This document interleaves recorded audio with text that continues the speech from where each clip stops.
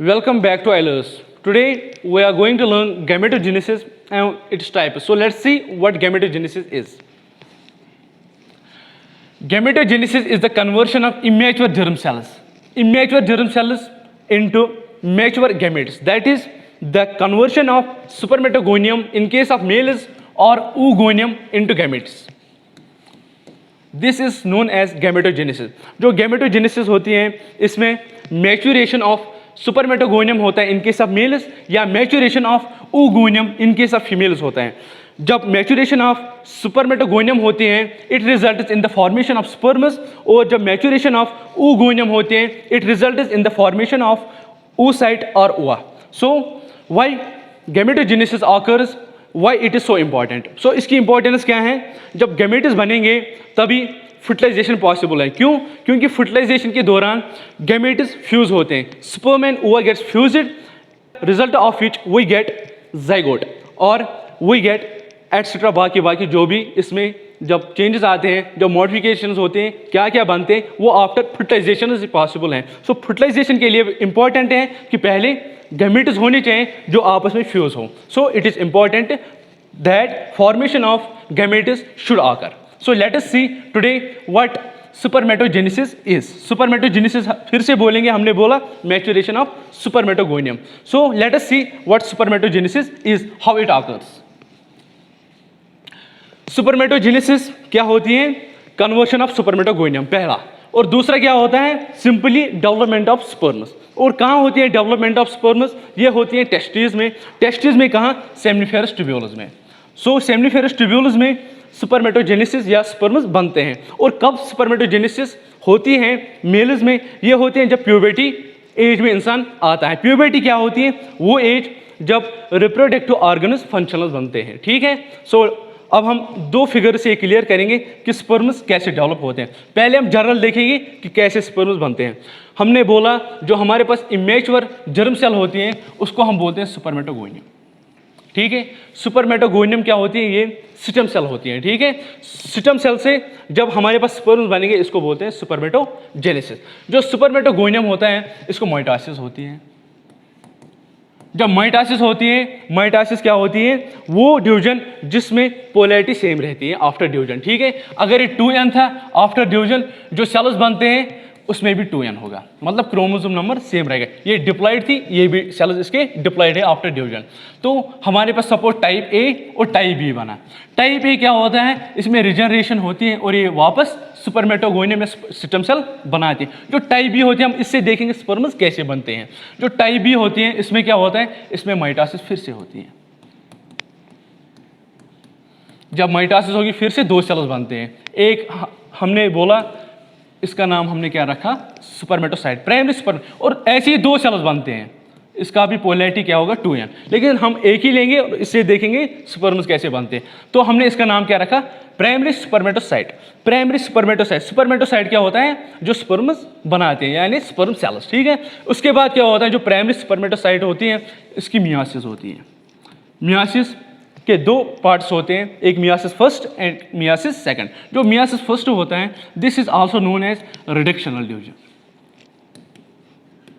मतलब reductional division वो division होता है जबकि पोलैरिटी चेंज होती है या क्रोमोसोम नंबर हाफ होता है. सपोज जो हमारे पास इस टाइम सिस्टम सेल थी या मदर सेल थी उसकी पोलैरिटी 2n थी. आफ्टर डिवीजन जो सेल्स बनते हैं उनकी पोलैरिटी हाफ होगी, वो हैप्लॉइड बनेंगे.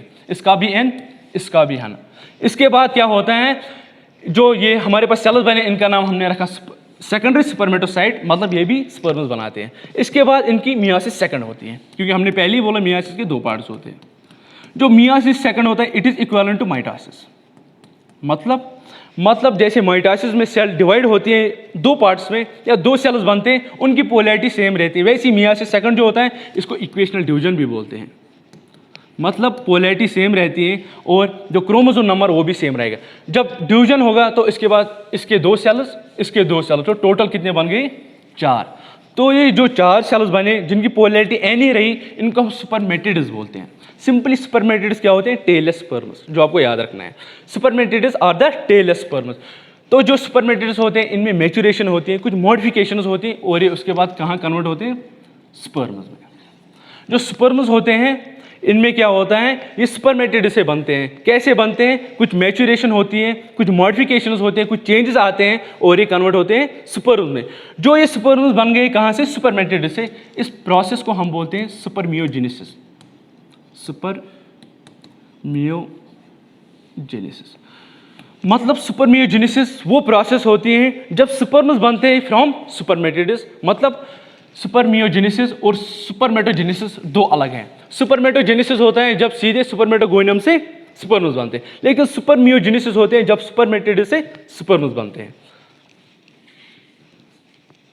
अब हम देखते हैं सेमनीफेरस ट्यूब्यूल में ये स्पर्म्स कैसे बनते हैं। ठीक है, जो सेमनीफेरस ट्यूब्यूल है इसका हमने क्रॉस सेक्शन लिया है यहाँ पे, ये आप देख सकते हैं। इसमें क्या होता है, ये लाइनिंग होती है, बीच में एक स्पेस होती है जिसको हम ल्यूमेन बोलते हैं, और जो लाइनिंग होती है इसके पास कुछ सेल्स होते हैं, उनको हम बोलते हैं Sertoli sales.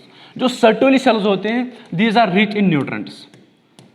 Rich in nutrients मतलब ये न्यूट्रिशन देते हैं स्पर्म्स को।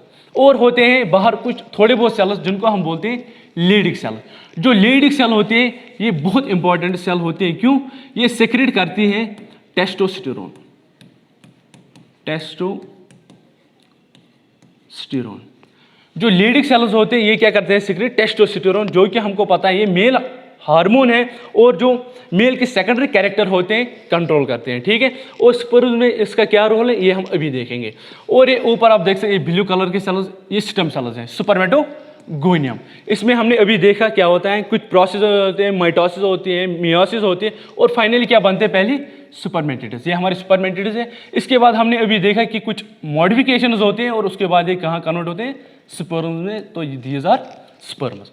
जो स्पर्म्स होते हैं इसको मैच्योर करने में जो मदद करता है, जो इंपॉर्टेंट रोल प्ले करता है, वो होता है टेस्टोस्टेरोन। मतलब जब स्पर्मेटिड्स हमारे बने इसके बाद हमने क्या बोला कि कुछ मॉडिफिकेशंस होते हैं, कुछ चेंजेस होते हैं। इसमें जो एक्स्ट्रा साइटोप्लाज्म होता है वो रिमूव होता है और उसमें जो मदद करता है वो टेस्टोस्टेरोन होता है। So testosterone is important in the maturation और some modifications in spermatids while it gets convert into sperms. ठीक है, तो ये रोल रहा टेस्टोस्टेरोन का।